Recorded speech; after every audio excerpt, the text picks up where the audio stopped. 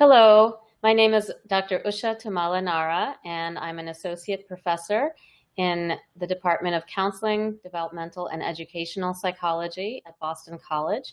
My areas of interest include immigration, trauma, and cultural competency in psychotherapy and counseling practice. I conduct research as well as work clinically with clients, primarily adults, but also have experience in working with children and adolescents. And today's module that I will be discussing is entitled Immigrant Identity, Mind and Motivations of Foreign-Born Students. So today my hope is to cover an overview of how identity develops, first of all, among adolescents and who are born outside of the United States, particularly those who are identified as racial minorities, and how their acculturation process in the United States affects identity, how their encounters both within school and outside of school affect how they come to see themselves and their relationships with others, as well as their achievement and sense of competence. So with that, I'm going to begin by talking about immigration very broadly in the United States.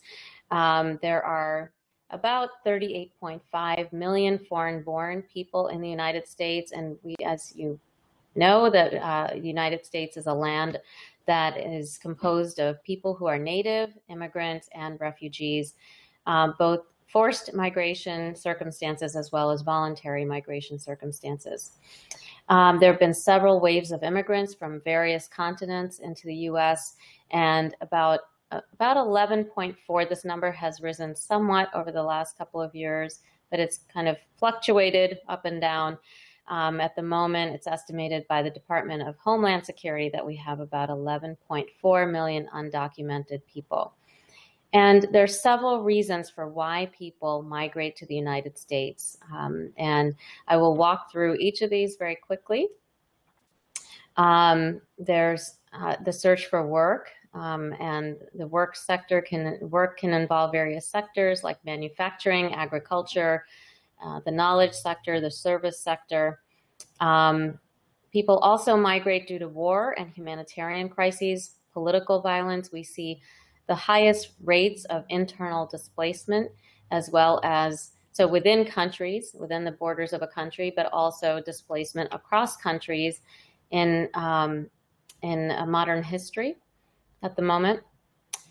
People also migrate as a function of environmental disasters, natural disasters, catastrophes.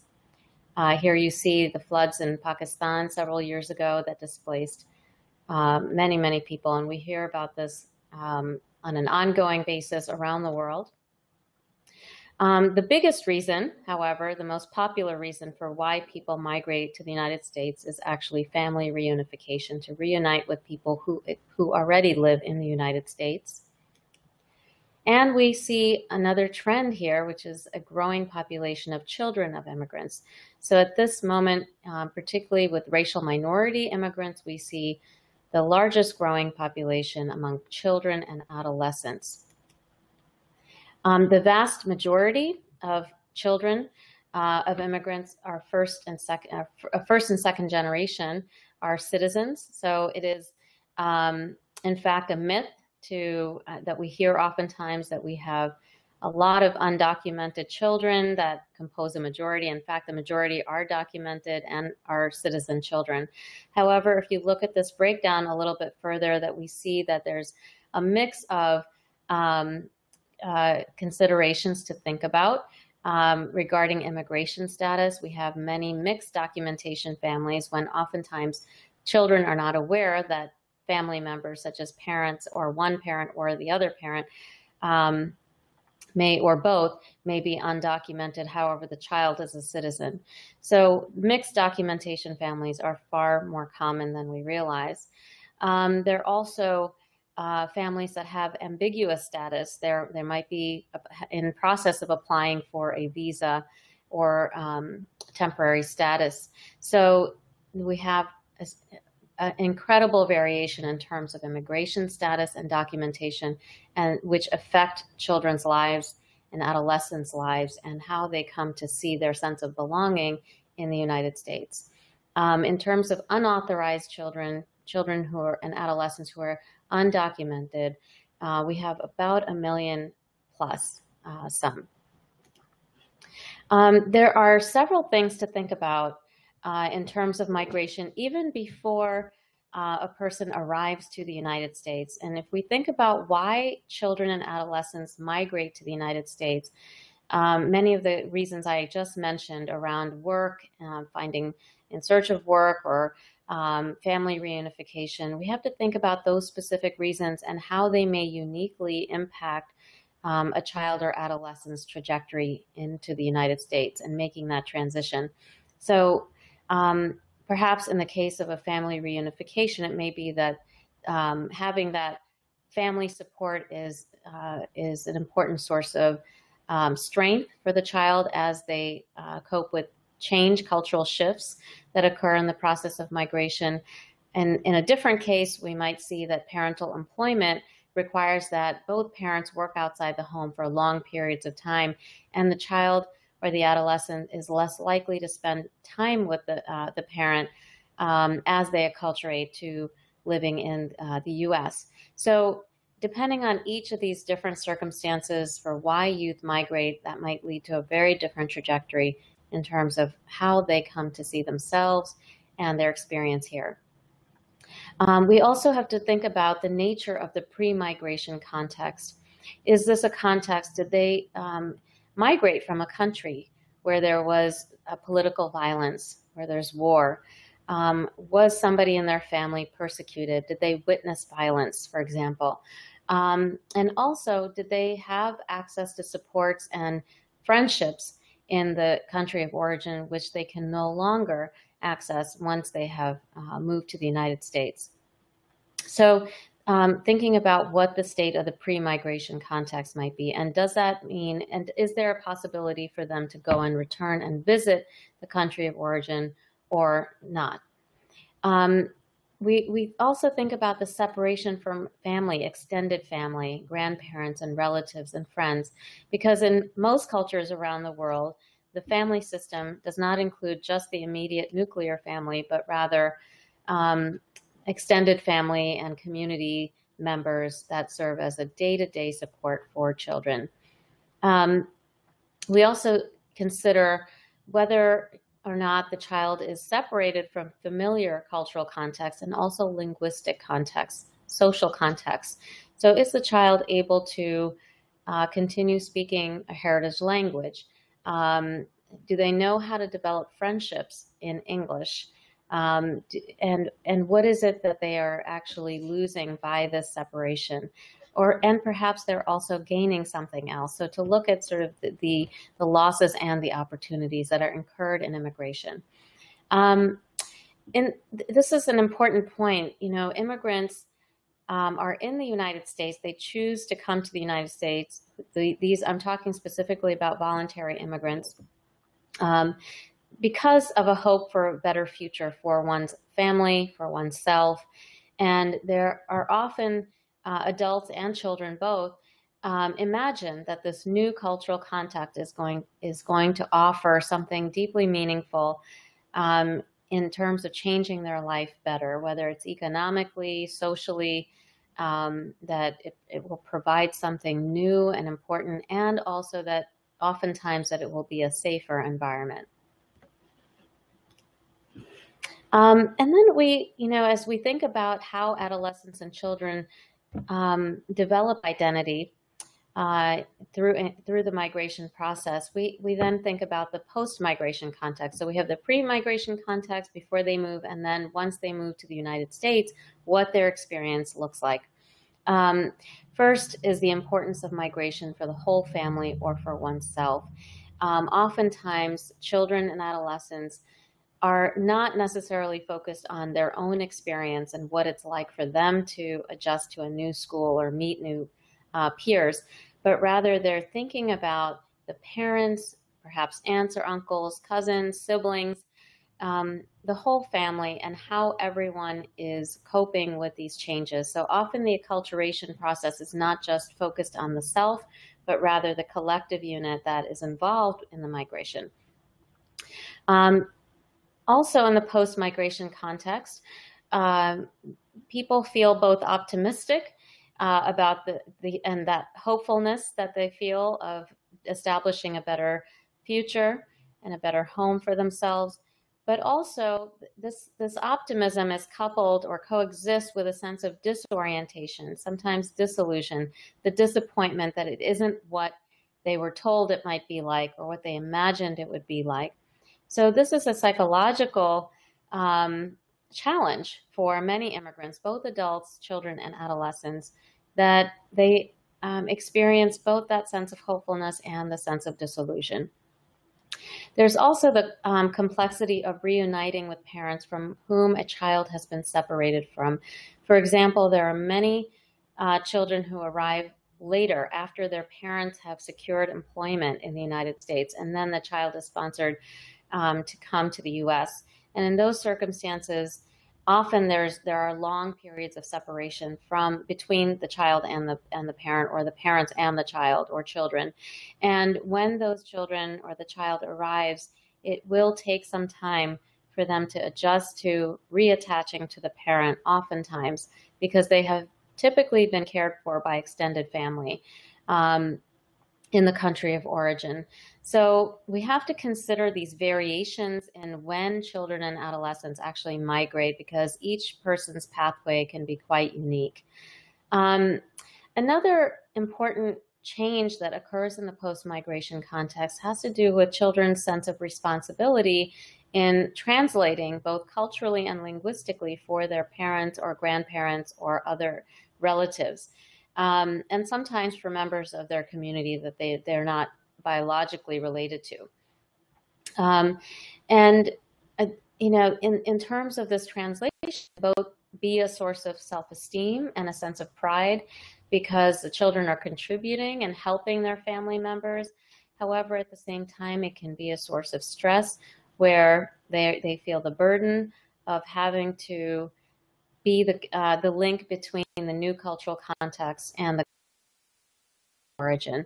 So we have to think about this as potentially a source of stress, but also a source of self-esteem.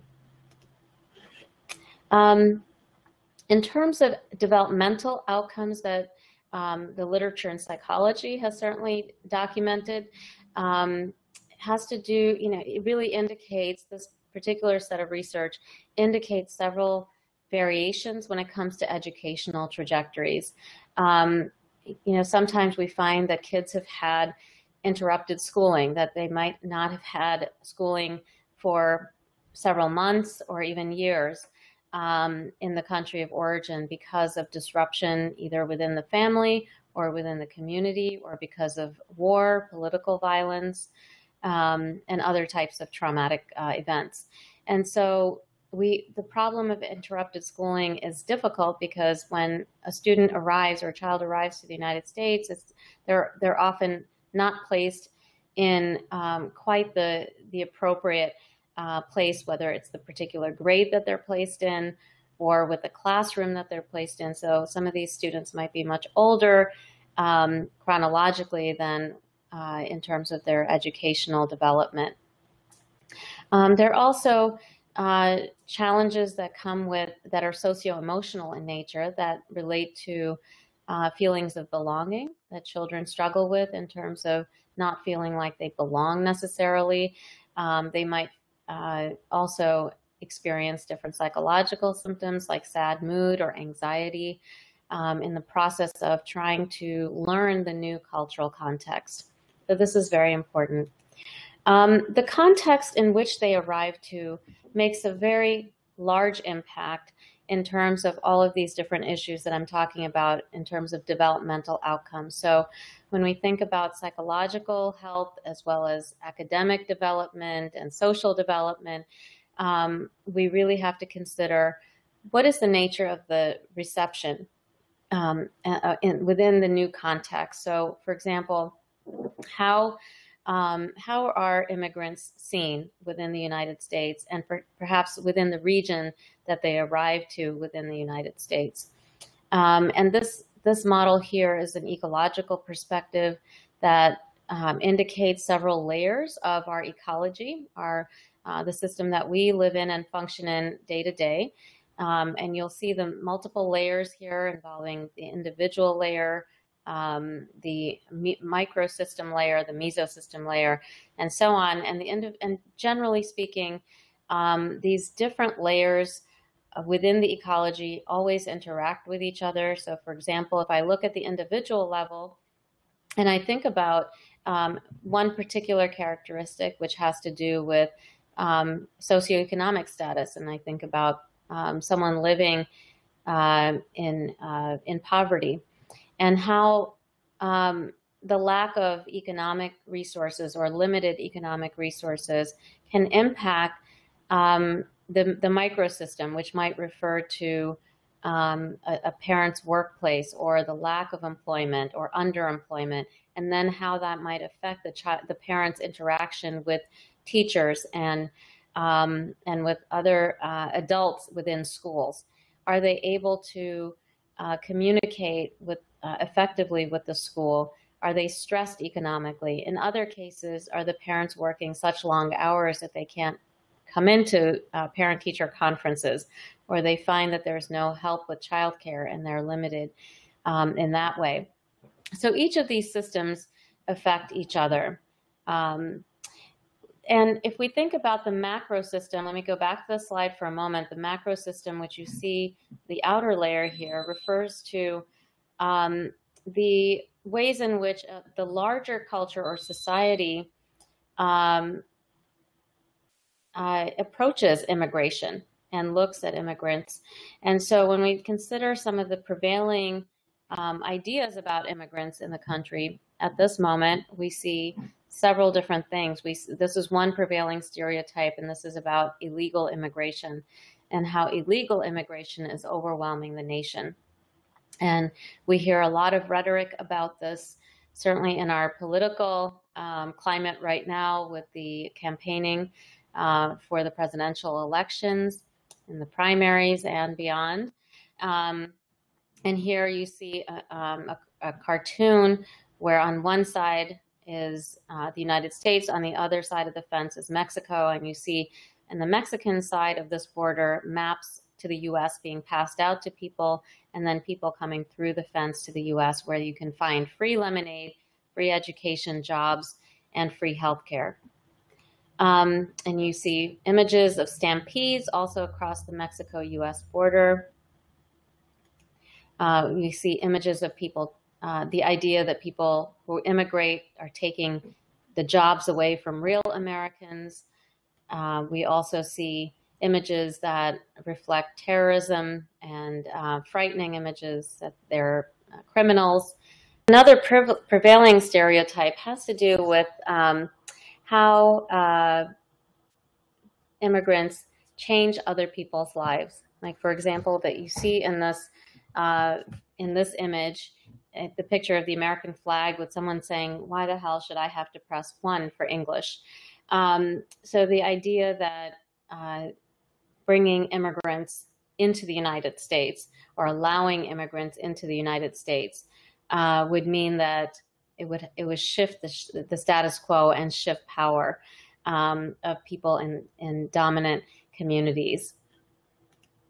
The anti-immigrant sentiment in the United States is rising in many ways, has been rising, and often this is related to the fear of terrorism, war that is fought abroad. Also, we hear this in the rhetoric of political candidates talking about banning Muslims from entering the United States. We hear about the proposed wall on the United States-Mexico border threats to immigration reform, and also a reluctance to accept refugees into the country. So we have a growing anti-immigrant sentiment in the country that is going to be and is heard by children and adolescents, that affects the way that they come to see their sense of belonging in the United States at the moment. I'm going to spend just a couple of minutes talking about acculturation. This is from this photo that you see here is from a movie as well as a book called The Namesake by Jhumpa Lahiri, and she talks about the process of acculturation for each different family member. That acculturation can often feel like a very different thing for each person within even one single family. And let me say a couple things about what acculturation is. It's a process. It's a dynamic process that immigrants experience as they adapt to a new country. And the process of acculturation can be stressful. Acculturation can be different in terms of the age in which somebody arrives to the United States. And it can be particularly difficult in terms of people arriving at a later age, an older age, as they have to adapt to new language as well as new cultural norms and new relationships possibly as well, both with individuals and systems. The stress that's associated with acculturation is known as acculturative stress. And we know in psychology research that acculturative stress is related to negative psychological outcomes, including depression, anxiety, substance abuse, eating disorders, and suicidal ideation. And one of the important things to consider is that we see this relationship occurring across different communities. So it's not limited to any one particular immigrant community. It's not that I can say that this only happens, or this finding is only relevant to immigrants from any one particular region of the world. In fact, we see this fairly consistently with racial minority immigrants from different parts of the world. And certainly among immigrants of color, we see higher levels of psychological stress. We also see different patterns between children and adolescents. Oftentimes, children and adolescents tend to acculturate relatively quickly compared to that of adults, and the adults are more oriented towards the culture of origin typically, and there's an emphasis on maintaining the heritage culture, whereas with children and adolescents, they tend to develop a multicultural sense of identity where they are both invested in acculturating to U.S. mainstream society, particularly as they are in school interacting with peers, but also maintaining their heritage ties as well. And sometimes when there is an over-acculturation or the child or adolescent acculturates too quickly, it places at risk their connection to a heritage culture. And it's this phenomenon has been linked to higher risk behavior among adolescents in particular. Developing, what psychology research has also found is that developing positive feelings about one's own culture and heritage can be very important in terms of buffering against acculturative stress. So developing a positive ethnic identity is often important in helping adolescents develop a positive sense of self, a sense of belonging, a sense of support, and also cope with the stress of acculturation and adaptation. One of the things that's very important to understand about acculturation, I mentioned this in the photo that I showed you a few minutes ago, about the differences within a family and how different family members have different acculturation pathways. There can be also differences.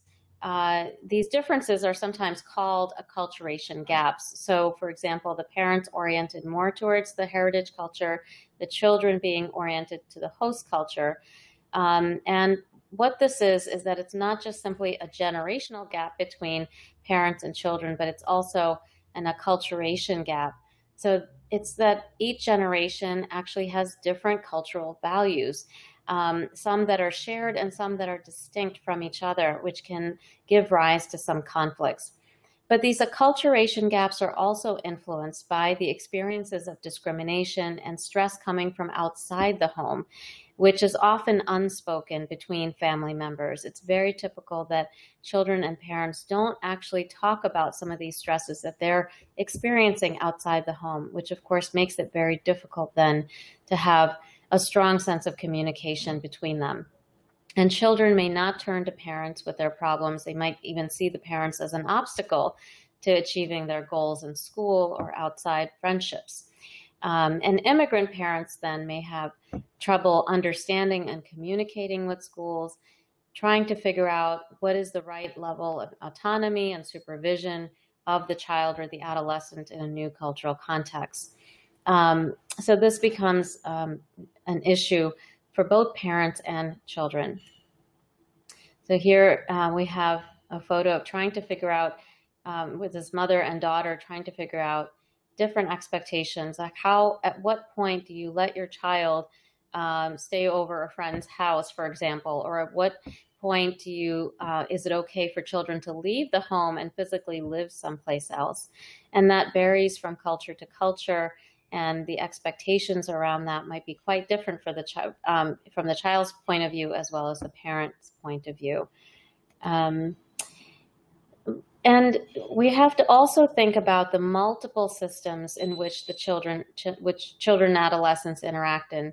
They have the broad mainstream American cultural context where they're in their schools, perhaps they're working, and also interacting with their peers who are not from their cultural backgrounds. And then they also have heritage cultural context, their home, their family, but their similar ethnic peers and their ethnic communities. And it's very typical that children and adolescents are shifting back and forth between these two contexts, and their emotional experiences are shifting from one context to the other. I want to just share with you briefly some findings from a study that my research team and I conducted. The study was published this year in 2016, and the study involved 64 adolescents, 35 girls and 29 boys in high school, and these kids attended a largely ethnically diverse and socioeconomically diverse school, and we asked them questions about what is it like to acculturate, what is it like to adapt to living in the United States, and these students came from various countries of origins and different cultural backgrounds. But we wanted to figure out what were some overlapping themes across these students in terms of what they were dealing with both at school and at home. And so I will briefly go over some of the themes that came up in the study. One has to do with a sense of pride in heritage, culture, and language. I feel really proud. I'm going to read you quotes from some participants to get a sense of what these kids said. One participant who's Cuban American said, "I feel really proud of being Latina because I remember after 9/11, a lot of people went to help clean up the city. The most people who went to help were Latinos. They made me feel very proud because we Latinos like to be together, harmony, and help each other." Another theme that came up was the difficulty of adjusting to the new culture. So we have one participant, an Indian American participant, saying, "I didn't have enough friends when I first moved here because I was different from them. I didn't know any English, so I couldn't communicate to my classmates." A Sri Lankan American participant who said, "My mom doesn't know that much English, so whenever she needs help with English, I need to help her like make phone calls and stuff. My brother used to do that, but now he's in college, so I have to do it now." Another theme that we found in the study has to do with the prevalence of intergenerational conflicts. One Haitian American participant talked about how strict his parents were. And he talked about how Haitian parents are strict. And he said, I just want to have American parents sometimes because it would be easier. So this idea, this image that it would be easier to have what he, in his mind, is an American parent. Another theme had to do with stereotypes and discrimination. And this was a very, this was a theme that we found over and over again across different interviews conducted in focus group format. This was a focus group study. And we heard this from kids from different ethnic backgrounds. And you'll see as I walk through some of these quotes how different these stereotypes are specific to each of the ethnic groups represented in the sample. One Honduran American participant stated the following: one day I heard somebody saying that Spanish people are stupid, you know, lazy. And then a Cuban American participant saying, when we hear about Latinos, they work really hard in the garden and things like that. So when the kids in the focus group were talking with each other about these stereotypes, they noted the contradictions. So the contradiction between being lazy and then also working hard at the same time. So it was very confusing, mixed messages that these kids heard over and over again, and not quite knowing what they should be doing to make sense of those things. We also asked, sorry, I think okay, sorry about that. We also asked kids to talk about how they dealt with stress that's related to acculturation, and they listed many different ways in which they coped with the stress. One participant talked about how it's important for her to communicate with others within her own cultural background. And she said, we can talk in our own language. So the comfort of being able to talk comfortably within one's own primary language or heritage language. Another person talked about how he felt reluctant to talk to adults at school, to guidance counselors in particular. And he said, I hate when they, referring to guidance counselors, say that when they will keep it private, but then they tell all the teachers. So many kids talked about the fear of being exposed, getting into trouble or getting their families into trouble, and concerns about privacy. And you'll see a similar quote below: I really wouldn't talk to somebody, an adult from the school, because that's just weird. So that for many students, it felt like a very different kind of idea, an alien concept in certain ways. But for some kids, they felt more comfortable talking with a teacher who felt that whom they perceived would understand their particular cultural background. So for example, the last quote you see here from a Chinese American participant said, I know a teacher, she's a Chinese person, she helps many Asian kids, many Chinese kids, even stays after school if someone came and asked for help. So that, again, the ability for teachers to understand, adults in the school to understand what it's like to be a person of an immigrant background was key to many of these kids. I'll mention one other one other issue that was raised in how kids cope with stress. And this had to do with not wanting to burden their parents. If you look at the second quote here, it has to do with the idea of not burdening parents. I think because you don't want your parents to get worried about you and concerned about you. So most kids like to keep hiding. I mostly do not tell my parents how I feel. I just put it on my journal and just let it be. And you'll see a more reliance that kids reported in terms of seeking out friends, and oftentimes friends or siblings, older siblings, who could understand their particular cultural background. There is no, when in reflecting on these findings, I've listed a lot of different forms of stress and strategies that kids try to use to cope with these stressors. And all of this raises the point that there is no particular best way to acculturate to the United States or to any new country necessarily, but to really for people to recognize, for adults to recognize that each child has their own particular trajectory based on a number of contextual factors and individual factors. This is very key to understanding identity development among children and adolescents who migrate to the U.S. I'm going to skip over a couple of things here to talk a little bit about mental health outcomes as they relate to identity issues. First of all, I want to just state that most immigrants adapt well in terms of emotional health to living in a new country. However, we do see a trend which has now been noted as the immigrant paradox, where first-generation immigrants seem to experience less psychological distress when compared to second-generation immigrants. And this, I'm referring to first-generation immigrants as those immigrants who were born and raised in a country outside the U.S., they arrive as adults, and second-generation immigrants are children of immigrants, so they're born and raised in the U.S. And what we find is that the longer immigrants, and this is again immigrants from different communities in the U.S., ethnic communities, the longer immigrants stay in the U.S. generationally, the worse the mental health outcomes and educational outcomes are.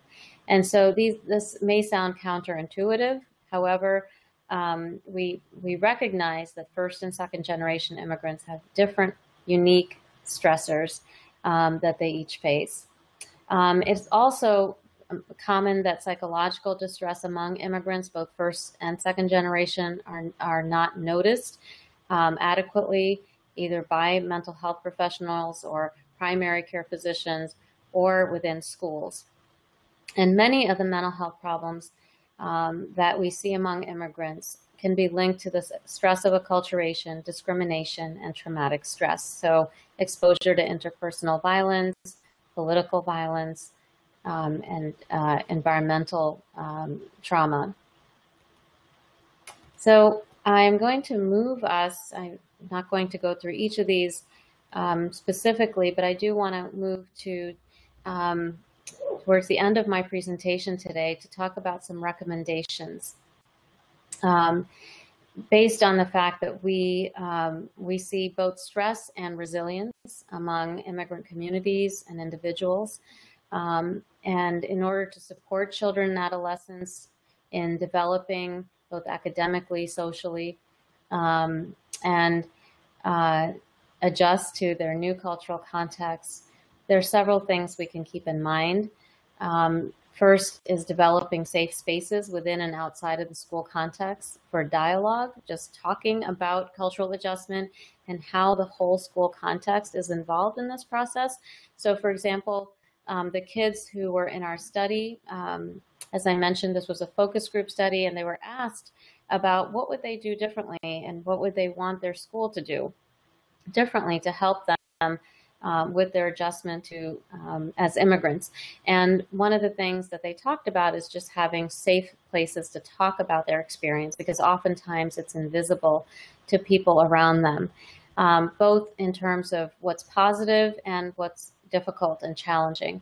So kids wanted to talk about the pride that they felt in their ethnic communities, their cultures of origin, and they wanted to also be able to talk about some of the challenges, like linguistically, language acculturation, or feeling left out, or people not understanding them, or them not understanding somebody's sense of humor, or the history of the United States, and not taking those things for granted. So creating dialogues and safe spaces to have these cultural exchanges within a school became a very important recommendation. Another had to do with education concerning cultural and linguistic adjustment with students and their parents and guardians. Oftentimes, parents and students are not given the opportunity to learn about the U.S. Educational system and how parent-teacher conferences work, or what a classroom situation might look like, or who to go to seek help. And while those kinds of information, that type of information might be provided in a written format somewhere for students and their parents, oftentimes it's not something that's discussed or explained, and oftentimes they don't have the opportunity to ask questions in a safe way. We also recommend training for school personnel regarding the impact of migration stress and trauma.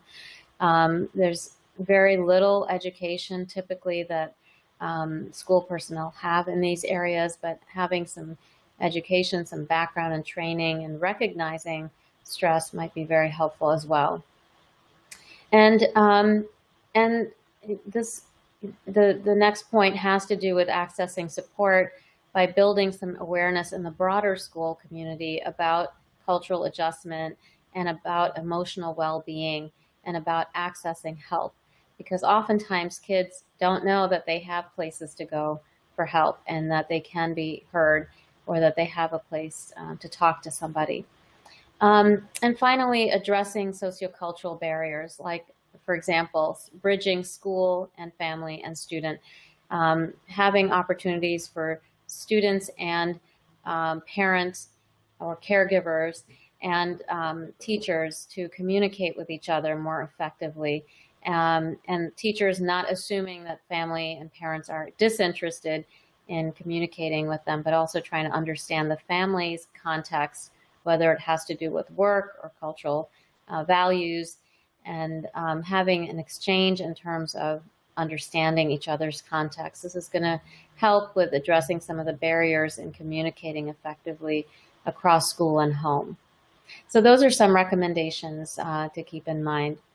So I look forward to addressing any questions you might have, and thank you for listening, and I hope that this presentation helps you think further about your own experiences and interactions with students and families who are in the process of adjusting to living in a new context. Thank you. All right, so we just heard from Dr. Usha Tummala-Narra from Boston College. I want to invite her on the line to take about 10, 12 minutes of questions. We've copied down quite a few from the chat box, but if you have more questions to ask, please do so right now so that we can capitalize on Dr. Tummala-Narra being here. Usha, are you there? Yes, I'm here. Hello. Hi, thank you for joining us. Let's jump right into it. One of your last slides, in your recommendations, you talked about more training of staff about trauma and migration. And James from Hanover was wondering, how can teachers make the larger culture of the school more aware of these issues that you're talking about without sounding preachy or getting, negative backlash regarding politics?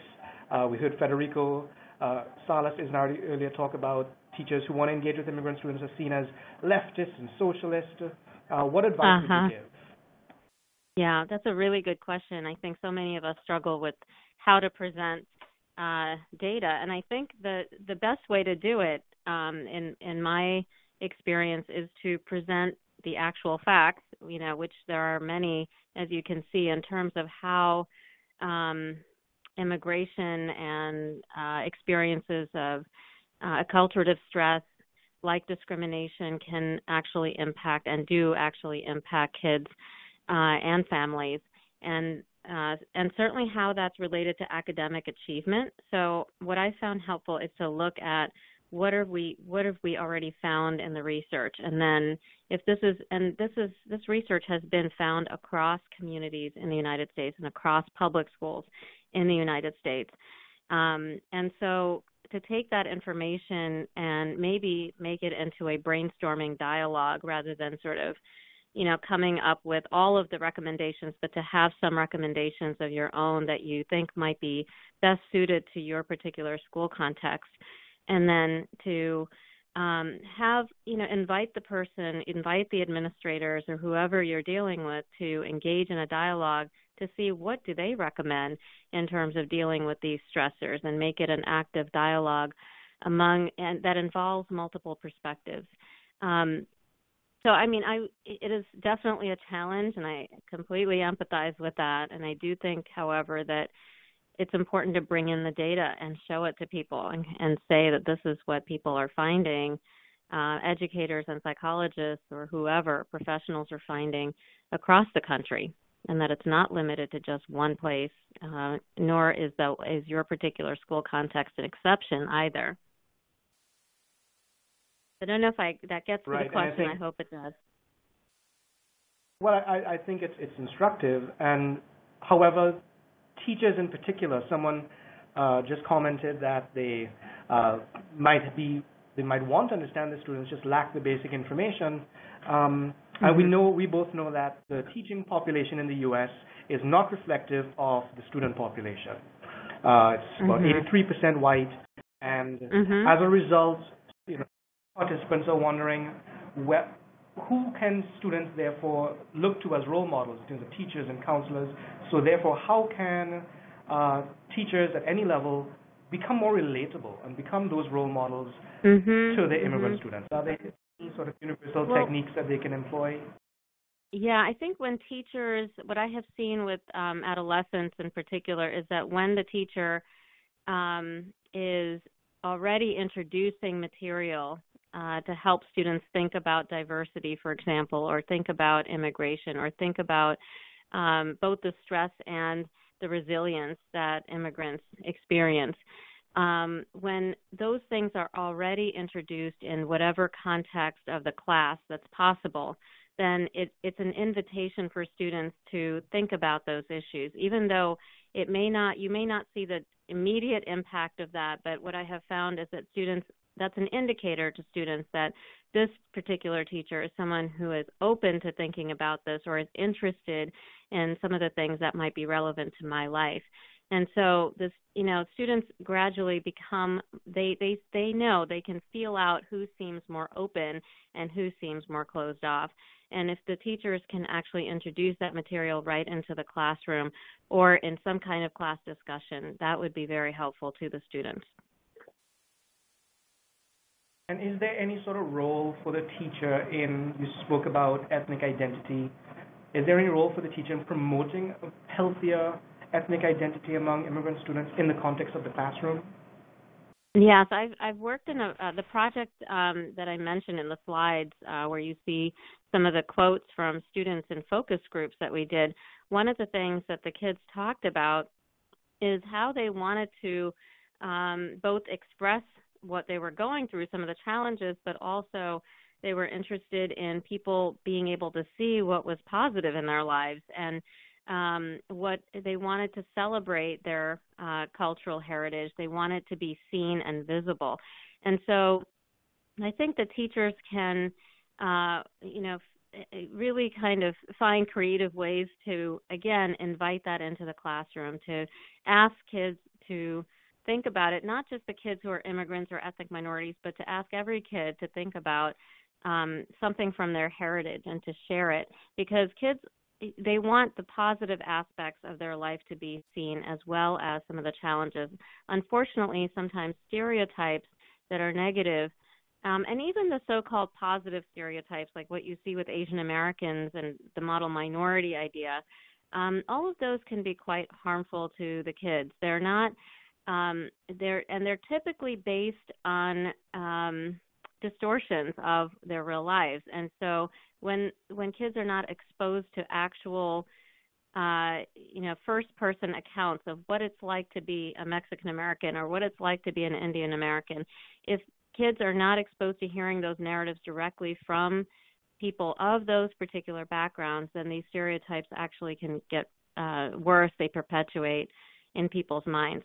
So I think teachers can, again, be inclusive of the entire classroom community and the school community in thinking about that, and not just make this an issue that's for people of color or for immigrant students.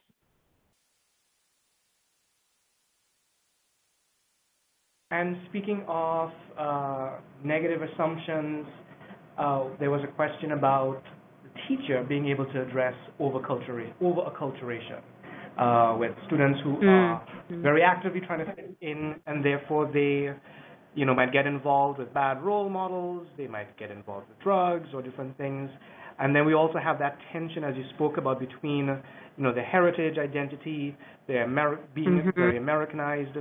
How can the teacher sort of, is it an intervention? Is it, what would you suggest in terms of combating that or guiding that over acculturation?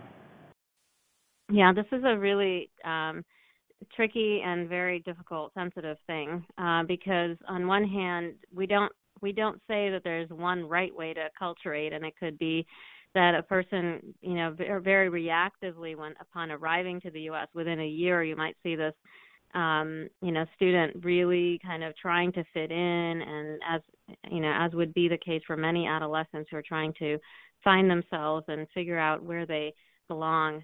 And so I think that, I would say that it's a highly individual thing. I don't have a prescribed kind of idea for that, other than the fact that that trying to fit in is normative, in adolescence. And so I wouldn't participate or try to think of an intervention where, the teacher is trying to talk the child out of, what they're doing necessarily, but also kind of maybe gently asking questions of the student if there's a relationship there, like, is there, how have things been since you've moved here, and what's it like? And having conversations or creating some conversation either within the classroom or outside of the classroom to just kind of check in and see, well, what's it been like, and what are some of the challenges of being here, and sort of tread in that way. But if it's involving some type of crisis or a behavioral issue that feels out of control, then I think there is more of a responsibility there of really meeting separately with that student and potentially with the parents, to really think about what might be going on. Sometimes kids are, it is about fitting in, but sometimes it's about something that may be going on at home or in the home community, the heritage community that the student's involved with, where there might be some kind of traumatic stress. There might be something going on where the child is actually trying to separate himself or herself. And so this is why I'm saying that it should be, something that we consider on a case-by-case basis, because there's so much variation for the reasons why you might have that over-acculturation or that reactive kind of acculturation that happens in adolescence. And one burning question I had, in my own research, I've noticed that, as successive immigrant generations in the U.S., outcomes are different. And you spoke about psychological distress actually growing. And I found, educational attainment also decrease. And we also know that, immigrants come here all healthy and then they eat McDonald's and get fat. What is the reason for this sort of, you said it was a bit counterintuitive. How come this psychological distress increases? Yes. Well, there's not a conclusive answer to that, although there are many strands of research that are indicating some answers, some beginning understandings of it. And one of the reasons is that the first generation, or the generation that is considered to be the immigrant group, so those people who are born and raised in another country and arrive to the U.S. as adults, they have, generally speaking, they have developed a sense of identity, a sense of cultural identity. They come to the U.S. not seeking a new cultural identity typically, but different kinds of opportunities for their families and for themselves. That's the typical reason. Whereas in the second generation, which is the group that is born and raised in the U.S., their cultural identity happens and develops in the context of the U.S., which involves a great deal of complicated dynamics related to race, immigration. Oftentimes kids grow up with negative messages about immigrants and about racial minorities. There are racial structures that are highly problematic for kids who may have been here for generations. For example, you might have a third generation or a fourth generation Chinese American student who is still being seen as a foreigner or the other, even though internally they don't feel connected to the heritage culture in the same way that previous generations of the family might have. And so you have this disconnect where the first generation, their sense of home and their identity may in part still lie in the country of origin, whereas the second generation the experiences of stress, acculturative stress, can be quite different than the first generation. It may have different implications for their lives of not fitting in and not belonging. And they do not imagine, they don't fantasize about returning to the country of origin, perhaps in some ways that their parent generation might. So these are some beginning types of speculations and, ideas that people in our field have about why this immigrant paradox seems to persist across so many different immigrant communities. All right, so we're almost out of time, and I just wanted to ask you one really quick question, and you and I can follow up Sure. with this and develop a little list. Are there any community resources out there that come to mind, maybe specific to ESL adults or any other group that you can point our participants to? In terms of resources, I can certainly send you a list, Denzel. Are you thinking on a national level? When you ask about resources, Sure, I know that participants may be from different. Okay. Actually, I would consult the Department of Education. The U.S. Department of Education has some resources available on their website for English language learners. There's also the National Council of Teachers of English that has a really interesting PDF that folks can read for specific to English language learners as well. And I would also encourage, as a resource, the American Psychological Association has a couple of reports that I think would be very helpful regarding language or just in terms of acculturation. And this includes the American Psychological Association report on the Task Force on Immigration report, which came out in 2012. And then there's also one that focused on refugee families and children. And I think both of those reports would provide some important resources for folks. All right. Thank you very much, Dr. Tummala-Narra from Boston College. So honored that you were able to join us, even if it was just for a few minutes. Thank you so much.